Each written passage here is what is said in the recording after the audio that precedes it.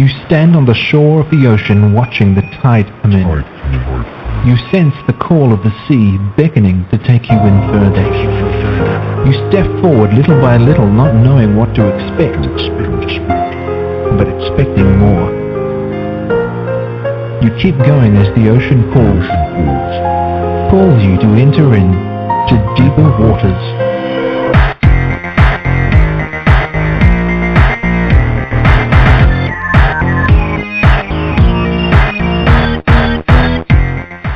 Hello everyone and welcome to the Deeper Waters podcast. I am Nick Peters, your host, seeking to bring you the very best in Christian scholarship and apologetics. And, well, we've got an interesting show lined up today. Now, it's only going to be an hour today, but a lot of you probably heard the news yesterday about the Department of Justice and Department of Education for Obama sending out a letter to all the schools about advice on how to deal with a transgender issue. Now, the target was enough to get us riled up, but oh my gosh, I just got so angry when I saw this.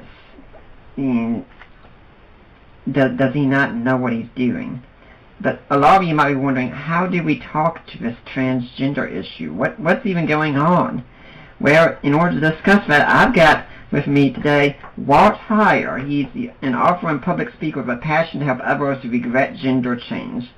Through his website, Sex Change Regret, and his blog, WaltHeyer.com, Heyer raises public awareness about the incidents of regret and the tragic consequences suffered as a result. Heyer's story can be read in novel form in Kid Dakota and The Secret at Grandma's House, and his autobiography, A Transgender's Faith. Heyer's other books include Paper Genders and Gender, Lies, and Suicide. So, Walt, welcome to the Deeper Waters podcast. Yeah, thanks, Nick, for having me on today. It's a pleasure. Thanks for coming on. Now, normally at this point I ask someone to just give a little personal introduction, how they got to be doing what they're doing and such. That is a large part of your story. Tell us your story that's so relevant to what we're talking about today. Yeah, I was what would be referred to today as a child transgender. I started cross-dressing at the age of 4 with the help of my grandmother. So my life into that world started rather early, and it progressed and became, to the point to where I felt like there was something wrong with me and that I should have been a female instead of a male. One of the things that my grandmother was real clear about was that she appeared to like me a lot more as a girl than she did as a boy, even to the degree of making me girls' clothes and so forth. So I think what happened to me is that I was getting a lot more attention and a lot more affirmation and a lot more love being a girl than I did being a boy. So I think that reinforced the idea that there was something wrong with me being a boy. So that began to work its way into my psyche and my thinking, and progressed all the way through my young years into my teens. And by the time I was in my early 20s, I was still battling it. I mean, I was battling the desire to cross-dress or change genders every single day, and it was a battle.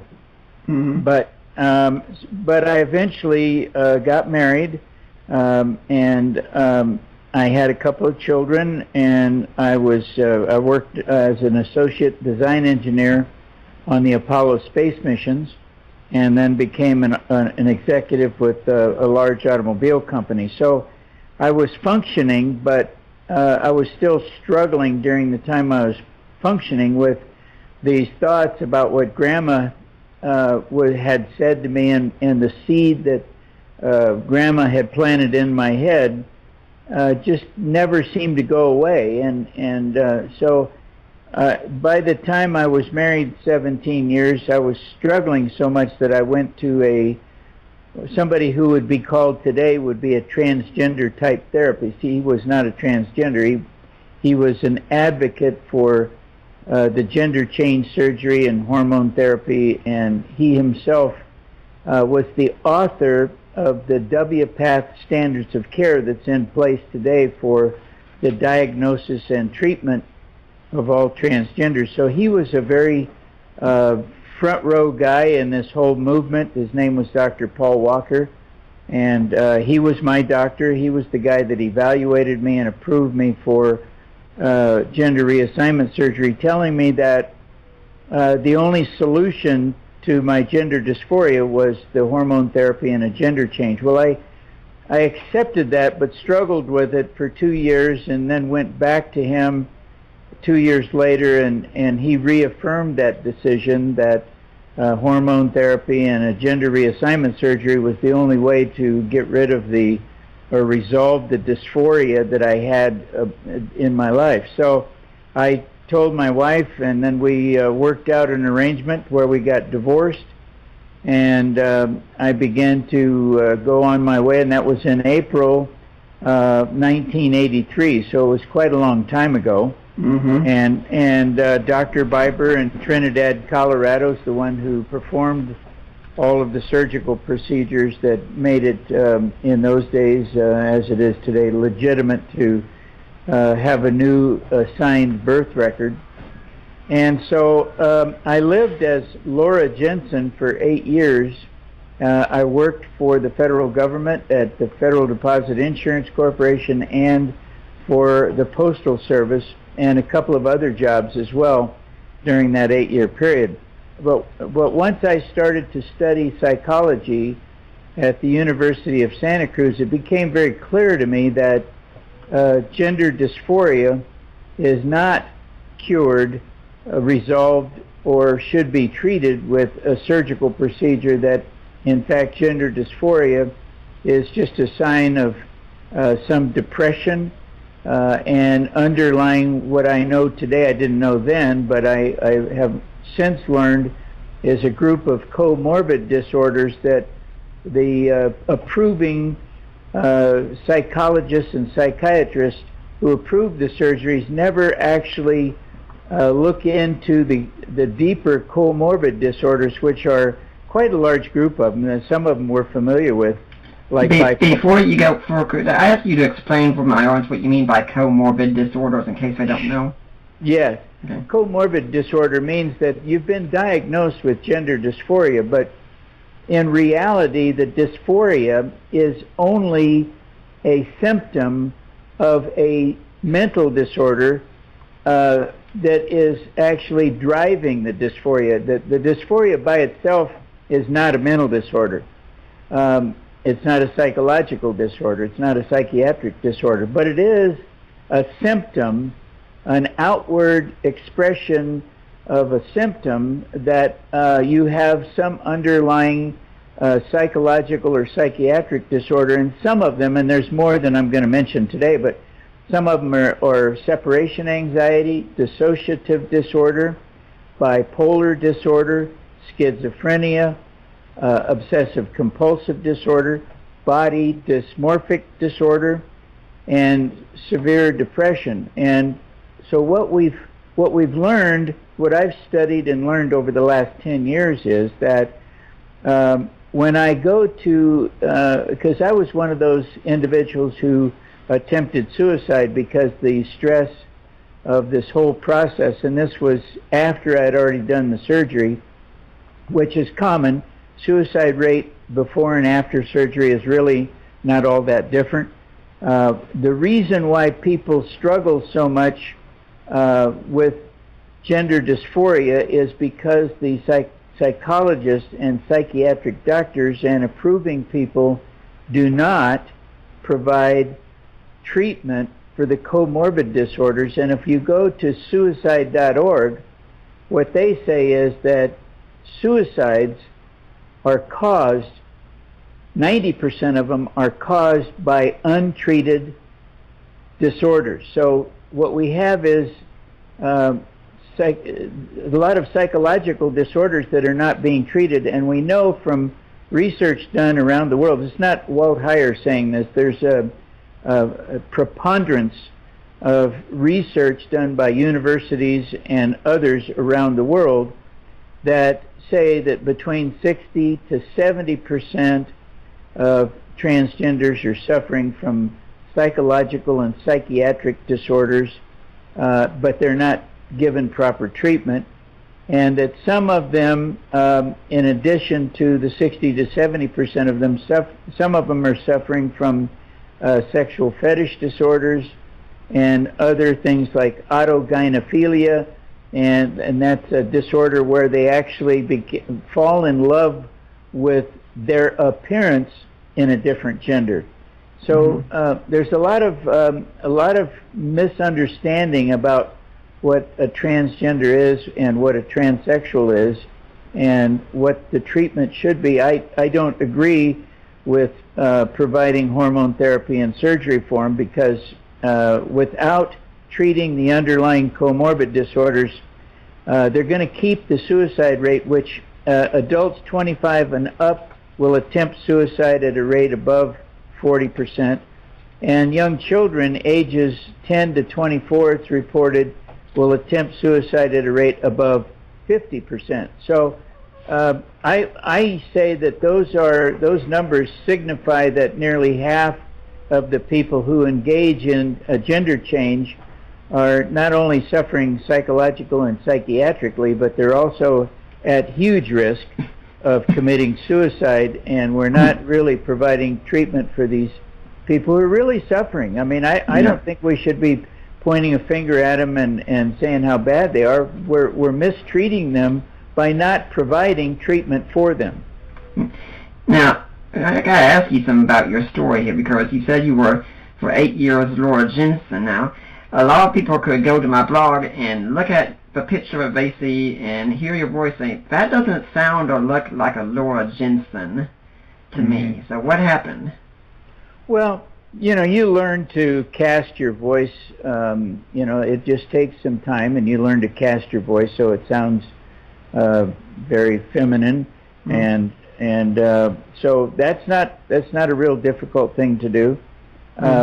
You just learn to do it, and it takes usually several months to adapt to that, and it's just today I'm back to reality, and which is a lot more comforting to me. I mean, did you have the therapy again to go back to being a man, or? Oh, absolutely, yeah. Okay. I mean, once I discovered that these disorders existed, I started engaging in therapy on a regular basis, and I actually had two therapists that I was working with. Each of them knew each other, so we were collaborating on how to walk through this and go through what's normally called a detransition, so you're being brought back to the gender that God designed you to be. So that's how I got back, and that took some time. It's not easy work. Did you get back with your wife again, or? No, she had already remarried, and so I have remarried. I'll be married 19 years on the 18th of this month. Congratulations. Now, we're going to be 6 years this July, so we've got some catching up to do here. All right. Yeah. Now, let's talking about this issue. Sometimes one of the first things I hear is people are defending the idea of gender is a social construct. You know, the first thing I want to ask is, what do you think is meant by gender, and do you agree with the statement? Well, let me be real clear about this. They have made the word gender so convoluted and so mixed up that, and deliberately so that no one can really understand what gender is unless we go to the science and the biological standard and the biblical standard. Now, if we use those standards, then you know, they're made up in our chromosomes and hormones, and they're God-given and God-designed. Now, on the other side of that fence is that there's been over the last couple of years, there's been a real hard push to expand gender from male and female to I think Facebook had 56 or 47, or I don't know. I mean, they have just taken gender and completely destroyed its foundation in an effort to make male and female as a gender actually irrelevant. And when you realize once they do that, then they can actually destroy the foundation of marriage. They can destroy the foundation of man himself. And woman, who is the only one who can provide birth to another generation. So they've made a mess of it, and I think no matter who you talk to, you're going to have a different point of view. I happen to accept the biblical and biological and scientific point of view because it is objective and testable, and the things that they're talking about gender are subjective, and they don't hold up against any testing.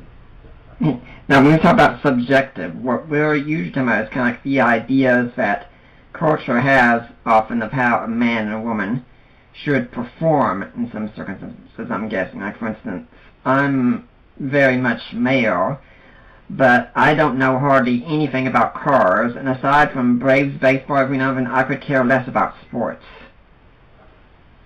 Yeah, I don't think that's how we describe what a male or female is. I mean, Right. we have females who are race drivers. So Yeah. Again, what you're talking about isn't a testable biological factual basis. All you're talking about is someone has a desire to engage in racing or not engage in racing, or not like sports or to like sports. So that's just having flexibility. Mm-hmm. Now, when we do talk about this, when I'm engaging with people, I usually ask them this kind of question. Say, okay, let's suppose you get someone who, for all intents and purposes, is male, and you can reverse this if you want, but they keep telling us that they're really a female. And what I ask them in response to this is, how could you possibly tell that that's a true belief as opposed to a delusion of some kind? I mean, is there any way you could tell that that was ever a true belief? Well, here's what we have today. We have given people the authority to assign a gender to themselves that it is categorically impossible to verify what they're saying to be true. Mm-hmm. So the word delusional is certainly because people are stuck in a world that is actually not a testable truth.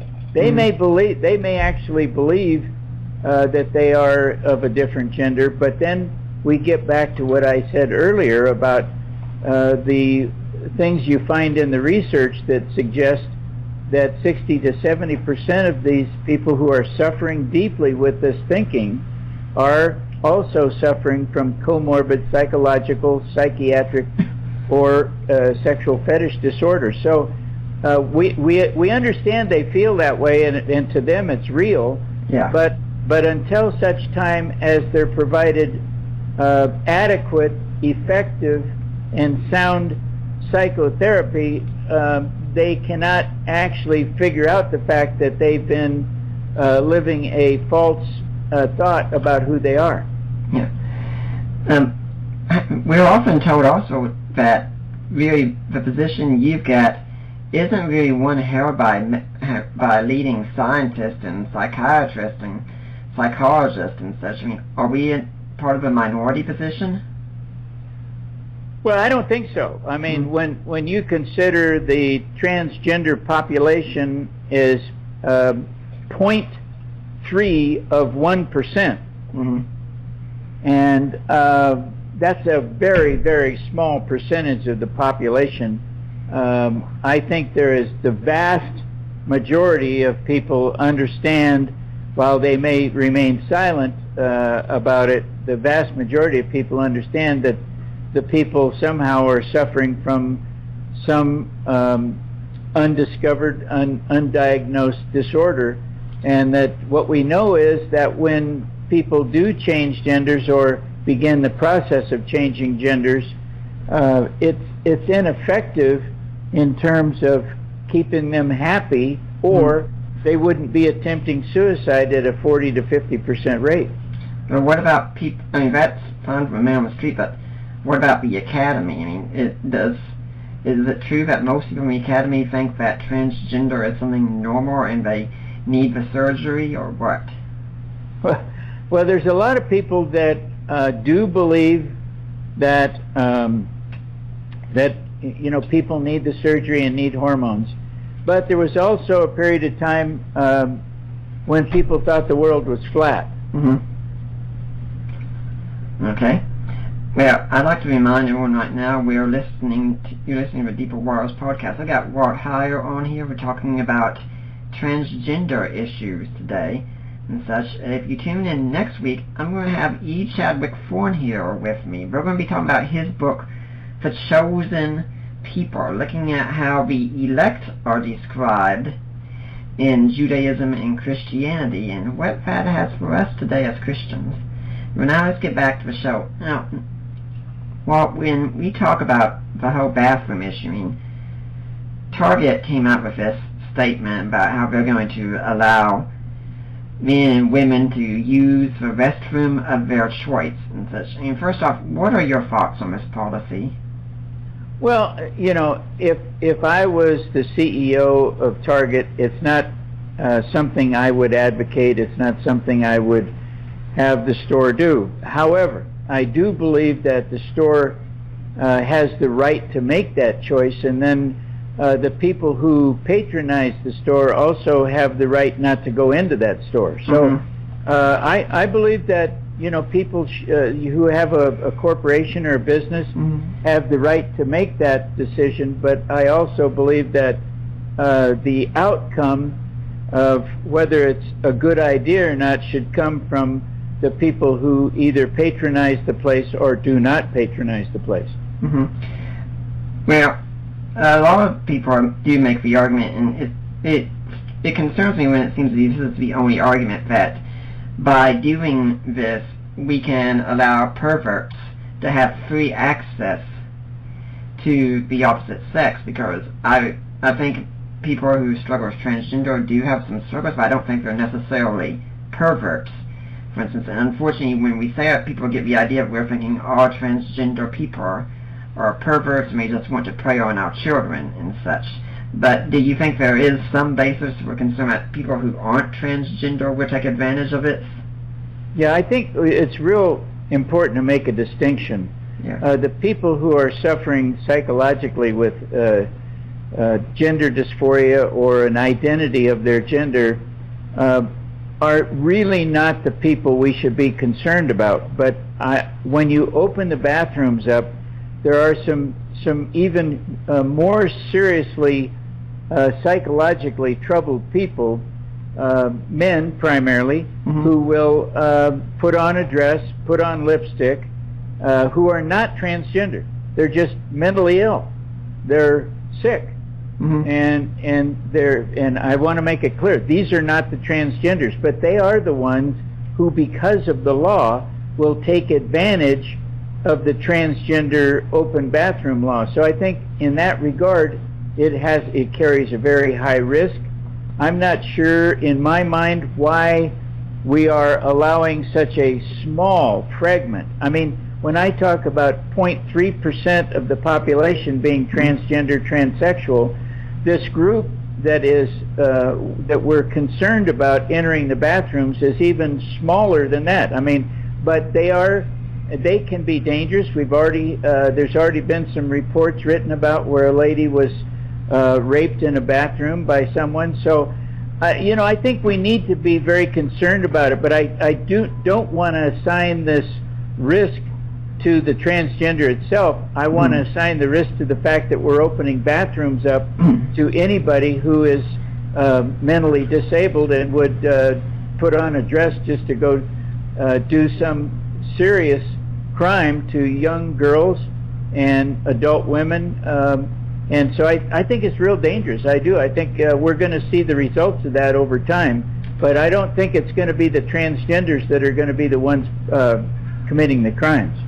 Yeah, I mean, my wife and I don't shop at Target anymore, but honestly, if we're out anywhere anymore, and we both have Asperger's, and she has PTSD as well. And if she goes to the bathroom, I am standing outside the bathroom, and I am watching, and I'm waiting. I don't care where it is. If it's a public place, I am watching, because nowadays anyone could try anything, and I don't want her to be in there and face the trauma of not knowing what to do because someone of the opposite sex is in that bathroom. Right. Now, let's go one step further here. I assume that you've heard about Obama's announcement yesterday. Yes, I did. Yeah. Well, he's released this thing for those who don't know about its advice to schools about how to handle this issue. You know, kind of like the way that the IRS likes to give you advice on your finances. And he talks about gender identity refers to an individual's internal sense of gender. A person's gender identity may be different from or the same as a person's sex assigned at birth. When I see that, the phrase sex assigned at birth, it just strikes me as so nonsensical. It's like thinking about there's a doctor who's going to flip a coin and say, heads it's a boy, tails it's a girl, or it just makes an arbitrary decision. No, usually when a kid's born, you can pretty much tell if they're a boy or a girl. That's right. Yeah, it's not too difficult, is it? No. But first off, what would you say, though, about people who say, well, aren't some people born hermaphrodites and things of that sort? Absolutely. I mean, there are some who are born hermaphrodites. The current term used today for that group of people, which is a very, very, very small percentage of the population, the term actually assigned to them is intersex, and they are actually born with ambiguous genitalia, or they have the genitalia of both genders. But let's be clear, they are not transgenders. And they are given a different name apart from transgenders because transgenders do not have any medical, testable, verifiable differences in their biological assigned gender at birth. So this is true for the intersex population, but it's not true for the transgender population. Now, here's something that really concerns me, because I've printed out this thing, and on page 2 of my printout here, it says, under Title IX, there is no medical diagnosis or treatment requirement that students must meet as a prerequisite to being treated consistent with their gender identity. Which pretty much means I could go into it, if I was a student in school, I could go up and say, hey, I identify as a female. I don't need any proof. I don't need any word from a psychologist or anything like that. I just say it, and the school has to comply with what I say. It looks like according to this. I mean, am I reading that right? Yeah, you are. Yeah, this is, there's a new group of people I want your audience to start getting their head around. We know we have transgenders, transsexuals, and lesbians, gays, bisexuals. We know that group. That's the LGBT group, right?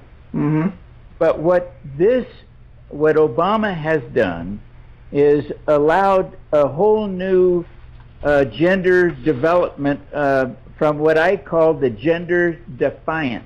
They are not transgenders. This is not helping transgenders. There's a whole new crop of young people, and they're primarily being taught in schools, in public schools and other schools, that gender is fluid, that gender is not affixed at birth, and so Obama's edict, which is actually blackmail, because he's saying this is a suggestion, but if you don't do it, we're going to withhold millions of federal funds from you, and you'll have to do it anyway because it's blackmail. I'm unclear about whether it's really lawful or not. I realize he's flexing his muscle, but I would certainly hope that no president ever would have that ability or that much power to do. But the point is that there is a group of people today that are called gender fluid, they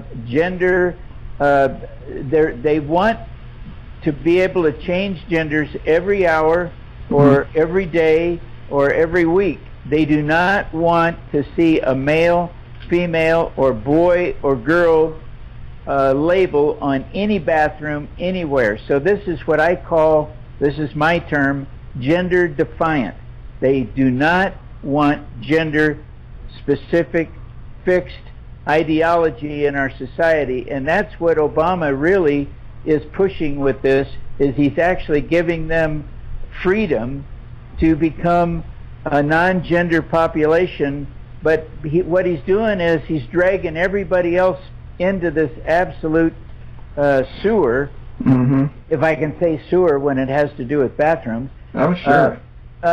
So, you know, Obama's dragging the entire country down this path that allows people who hate gender specificity, whether it be male or female, and we need to understand that transgenders, transsexuals, actually are out trying to assign themselves to a gender. I mean, they are not the ones who are gender defiant. They just want to change their gender. But what I'm talking about is a group that is not transgender, that is totally apart from the LGBT, and they are a gender defiant population who do not want anyone to have a fixed gender identity. Now, when we talk about restrooms with talking, by the way, I like your use of the term edict. I thought that was really good to describe what happened. This thing, it goes beyond it. I mean, people think I might be misreading this. No, I am not. You can read this all online yourself. But when it talks about the facilities that won't be sex segregated in the same case, it's not just restrooms, it's locker rooms as well. Right. And, you know, that to me opens up a whole new can of worms entirely, because without any identification, I mean, I'm sure this is going to come as a shock to many of my listeners, but young men tend to like looking at naked women. I mean, I know that's a shock to a lot of you out there. It's never occurred to you. And by the way, it's the same with older men, too. And I can just imagine a group of guys making a dare to someone and say, hey, I dare you to go in and check for girls out there. Yeah, just tell them you're a girl and you have to go in. I mean, I can see that happening very easily. No, absolutely. I mean, you know, this kind of madness that Obama is stirring up, I mean, he's setting off really a hand grenade in our public schools. I think if the people have the ability, in my view, it would be great to have if we're talking about a boycott with Target, what we should really do is we should have, when it comes to school opening up next year, that all the people who oppose this do not send your kids to public schools, period. Right. And just start homeschooling or go to private school. Find a different way to teach your children, because the public schools are no longer teaching reading, writing, and arithmetic or science. What they're doing is teaching the LGBT gender stereotypical stuff, and they're trying to force it down everybody else's throat. So maybe it's time, maybe the public schools have really worn themselves out. I think Obama really overstepped this, thinking that he was going to have the power to make it happen, but people have the power to not send their kids to school as well. You know, it's so ironic. I was just about to ask after that question, saying, you know, there's a lot of talk on Facebook I see about people are saying that we should probably remove our kids from the public school system. Do you think we should do that? And lo and behold, it looks like you've already answered that question for me. Oh yeah, absolutely. I've been talking about this with groups around the country who write me, and they say, well, what do we do? I said, don't send your kid to school. Keep in mind that the schools get about $25 a day or some such number, depending on where they are, per kid for each day they're in school. So if several million children do not show up at school, the schools are going to suffer. If Obama wants to try to blackmail the schools, maybe it's time that we pulled a little switch on Obama and didn't send the kids to school and let the schools, the public schools, suffer deeply financially, because they would not be getting the funds they need to operate the schools. The schools really need to go back to the 50s. Sorry for those people who find that repugnant and unpleasant. We need to get back to where the schools are actually schools teaching and not teaching. The LGBT and all these different groups who are really sexual activists, given power by Obama, and you know, all that stuff's fine outside the school system if people want that, but it should not be an indoctrination into our young people's minds as it was, and that's why I had to struggle the rest of my life with the gender dysphoria, because my grandmother taught me this nonsense. And it is total nonsense. I mean, what happens is, by introducing this stuff, is that we are telling the children that there's something wrong with you, or that you can change it.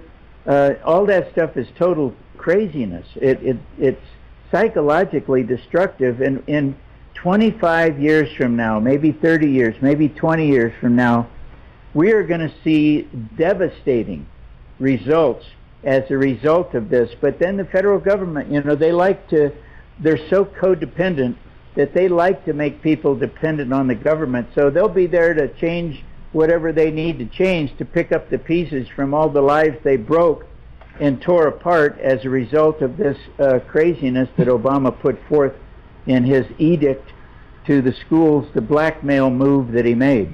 Now, I'd like to remind everyone right now, you're listening to the Deeper Waters podcast. I'm Nick Peters, your host, and everything we do here is listener supported.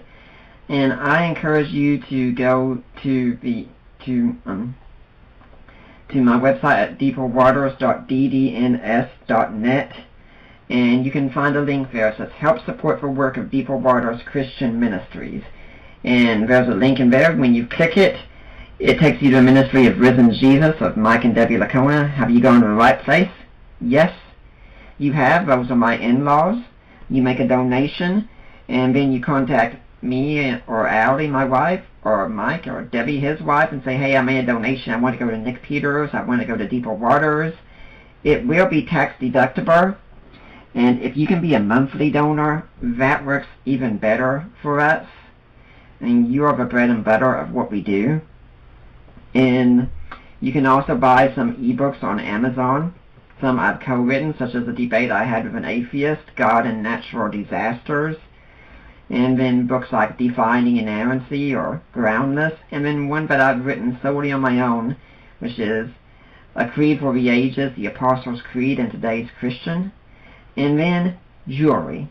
You can click and buy a link, support us through purchasing jewelry. You go there, you click the link, access code LOVE. 25% of all the purchases go towards Deeper Waters. And also, if you can't contribute financially, it's just word of mouth. Tell people about the show, and go on iTunes and please leave a positive review. I love seeing those iTunes reviews. They're so wonderful, and those of us in ministry, we need encouragement. You don't realize it, but we do. Now, Walt, do you have an organization or something that you'd like to see people donate to? No, you know, I'm a sole supporter of this. I have a donate button on my website at sexchangeregret.com, and if people like the work I'm doing, I do need donations because I travel throughout the world, so it's through book sales and donations. I am not a 501(c)(3). It is not a tax-deductible donation. It's just a gift to keep me flowing. I have found that people who have tried to do a 501 that do the work I do have a great deal of trouble, as some of them had with in the past with the government slamming them shut. So I'm just out here solo doing the best I can to get the message out. And I think with the bathroom law, I want to make one more point about it, is that, you know, I think there should be just as much freedom for the heterosexual people who are not confused about their gender to have freedom to go into bathrooms that don't have transgenders or transsexuals or people who are who just don't like gender, period. Those people should have just as much freedom and access. So Obama should come out with another ruling saying the schools must also have private facilities that say male and female for the people who want to go into those restrooms. And then if they want to have, if you're confused about your gender, or you're gender defiant, you can put gender defiant on the door and they can use that restroom. If you're transgender or transsexual, you can put that on the door and they can use that restroom. Let's all have our own bathrooms and not commingle all the madness together in one bathroom. Well, it goes beyond bathrooms here. As I'm looking at page 4 also. There are places that are not to be restricted to male or female anymore, apparently, are social fraternities and sororities, and housing and overnight accommodations. And once again, may I remind people that usually men will do anything to get sex, and this has just opened the door entirely. Yeah. Like I said, this is total madness. But you know, unfortunately, they're not going to, even when it goes bad on them, they're going to make excuses and say that, well, it's society's fault, it's this person's fault. They're never, ever, at any time, ever going to take responsibility for having made a bad decision or a bad edict or tried to blackmail our schools being a bad idea. So that's unfortunate. I'm wondering what's going to happen also later on. These people try to identify as something else so they can get special or scholarships and things of that sort. I mean, how can we say no at this point? Well, I think what we're going to have to do is challenge Obama's edict, his blackmail in courts. I'm not sure that we have sufficient ability to get anything legitimate through our court systems, but I think we have to challenge it, and certainly we need a change in whoever's in the White House that has a better grip on these issues than somebody who I call Obama the titular head of the LGBT. I mean, they have LGBT meetings at the White House. He's appointed 250 LGBT activists to his administration, and he even has in his White House staff at the Department of Personnel a transgender working in the White House. So he's all in for this group, and so he's pushing this. It's a very unfortunate thing, I believe, because, and I say this because I'm looking at the suicide rates and the suicide attempt rates for this population. I see nothing in those attempted suicide rates that suggests changing genders is either effective or a good thing to do. In fact, I put a study on my website at sexchangeregret.com that shows 100 international studies prove that sex change surgery is ineffective. When we're talking about what we can do to Obama, a lot of us are wondering, you know, I'm not tackling Obama, I'm just trying to talk to that person on Facebook who's made a post or something like that. And my concern is that if we start off in saying, well, we're scared about perverts using the bathroom and such, that people automatically say, whoa, you all think transgender are perverts? That's your big fear and such? I'm thinking, wouldn't it be a better strategy though to say what we're doing really is hurtful to the transgenders as well, because this is a real problem they've got, and we're not helping them with it, we're enabling them. Well, that's right, and that's why I made it clear earlier when I said the transgenders aren't the ones that are going to be causing the problems in the bathrooms. Right. So, let's suppose that one of my listeners does meet someone who's transgender. I mean, like you said, about 0.3% of the population, but it's going to happen to some people. How do you recommend we can talk to someone who's transgender? Well, I think it's important to, as I do, every time I get a letter from somebody or a note where they want to discuss it, I've sat down with them, sat across the table at Starbucks from them, and what I do is begin to talk about their early childhood. I begin to discuss what their early life was like, and whether it's during the first meeting, second or third or fourth or fifth meeting, or email, what they finally disclose is they begin to disclose that something happened to them that was unpleasant, whether it was a broken home, whether a parent died, or maybe their parents were drug addicts or alcoholics, or they were, like a letter I got 2 days ago, the child was sexually abused by the babysitter. they're usually 100% of the time of the people that I talk to. Now, this doesn't include all transgenders. I want to make that clear. 100% of the people who contact me, though, all have some severe childhood issue that they can point to that caused them, listen to what I'm going to say, that caused them to not want to be who they are, and so they spend the rest of their life trying to dissociate from who they are because that person felt that pain to try to become someone who they're not. So that's why many transgender, transsexual people are suffering from a dissociative disorder. If I can bring this back to your own story, something that struck me as odd when I was hearing it was you talked about your grandmother so often, but you never mentioned parents or a grandfather. That struck me as curious. Well, you know, I was focusing on the events. My father, when he found out that I had been cross-dressed by my grandmother, he was mortified, and so he began to apply a little bit heavier discipline on me because, frankly, he was scared. He didn't know what to do, and I totally understand that. I mean, this was something that was completely out of his spectrum of understanding, as it is with the parents today. So, you know, all he could think to do was try to make a man out of me, but Grandma had already done the damage. And Grandpa was a truck driver, a tow truck driver, so he was gone most frequently. He had lost a leg on a train accident. A train actually rolled over his leg and cut his leg off. And so he had one leg, but he was able to drive a tow truck.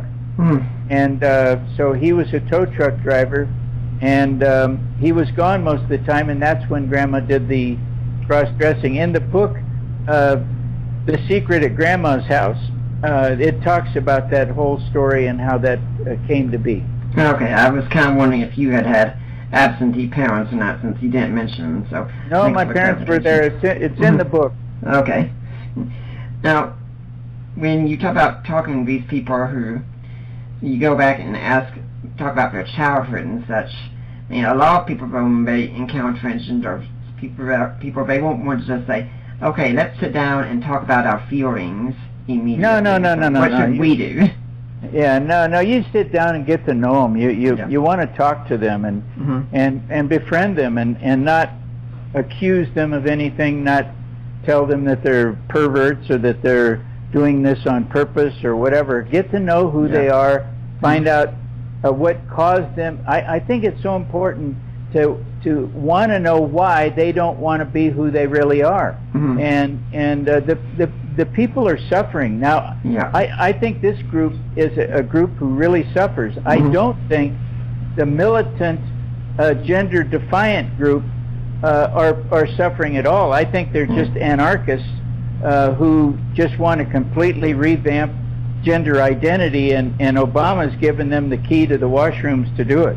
Yeah, I'm thinking about when I was in Bible college, and to talk about a different group, we had a counseling class, and one of the classes involved an example of counseling a homosexual. And one of the things our teacher told us is that if you encounter someone who's a homosexual, if they're a man, the best thing you can do is get them in touch with other men and have them treat them just like one of the guys, and vice versa if they're a woman. And I remember when I worked at a department store once, there was someone there who was a homosexual, and I was going on my lunch, and he said, hey, I'm going on lunch too, why don't we go together? Sure, okay. You know, I know people could have made all sorts of rumors and jokes if they wanted to and such, since I was perpetually single back then.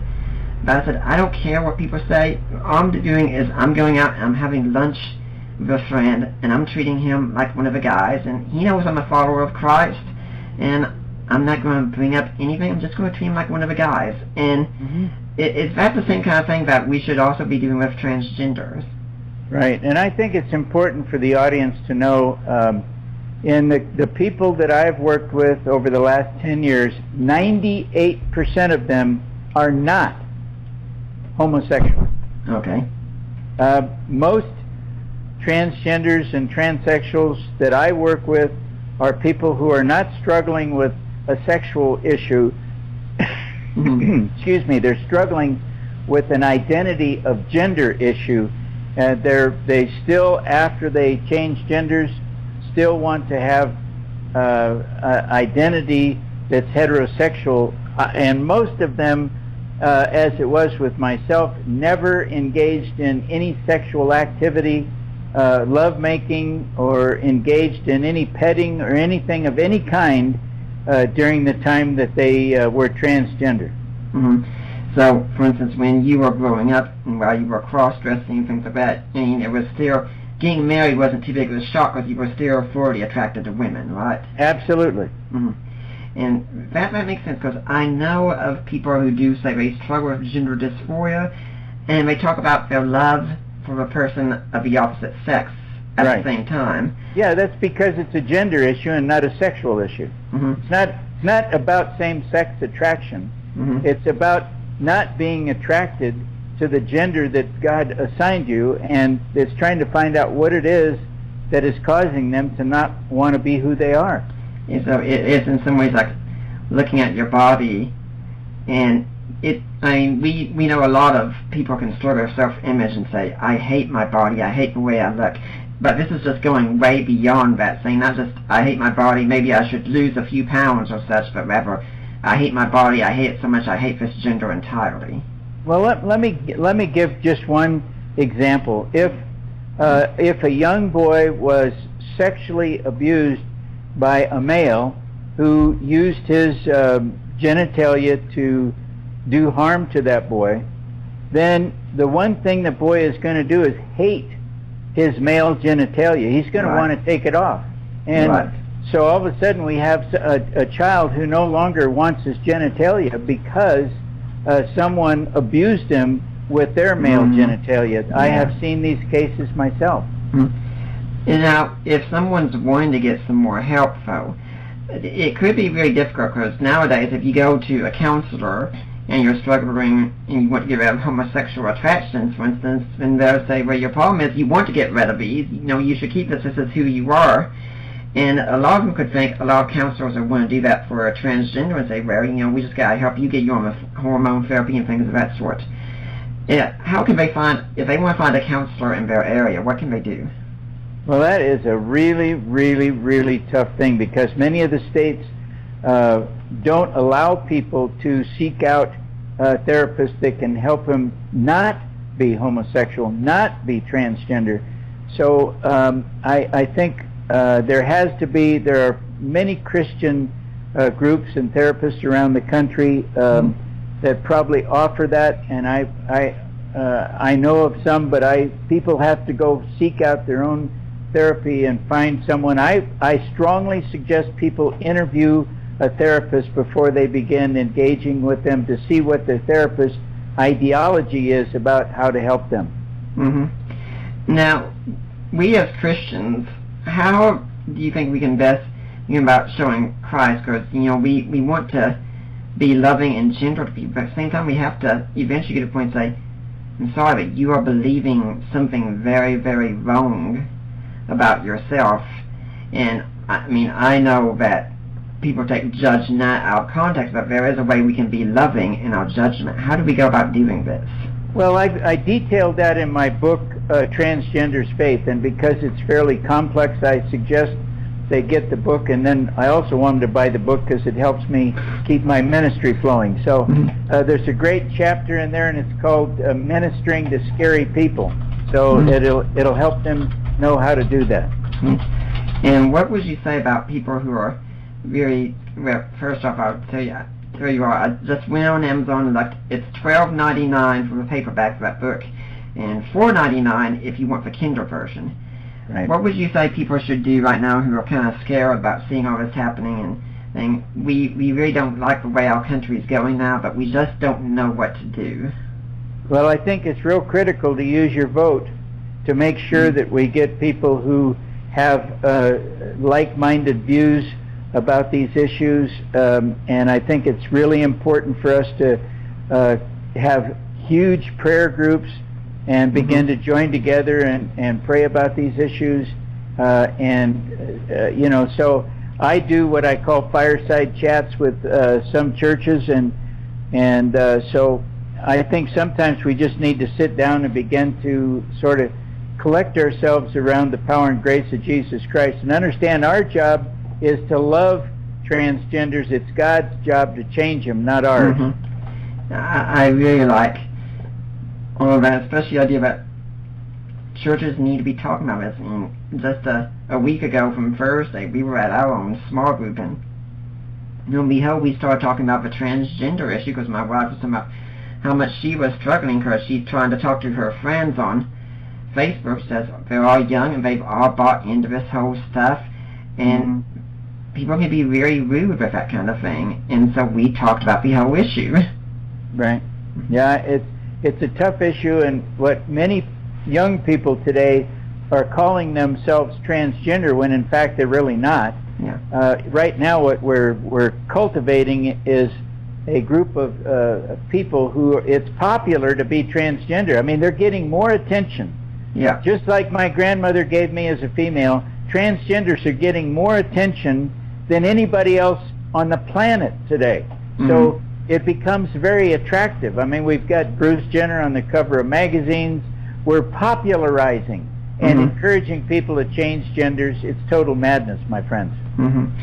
Well, Walt, we've had a really good time here, and I think this has been a very important discussion in light of recent events and such. If people want to find out more about you, find out how they can get in touch with you, things of that sort, do you have a blog or website where they can get in touch with you? Yeah, the main website is sexchangeregret.com, and my blog has got tons of research information on it that shows the research studies that prove transgenders are not born transgender, as the brain studies that show they're not born with a brain defect, and all the other things that are in there. Tons of information that you can, it'll take you a while. There's probably 60 or 70 posts in there about the research.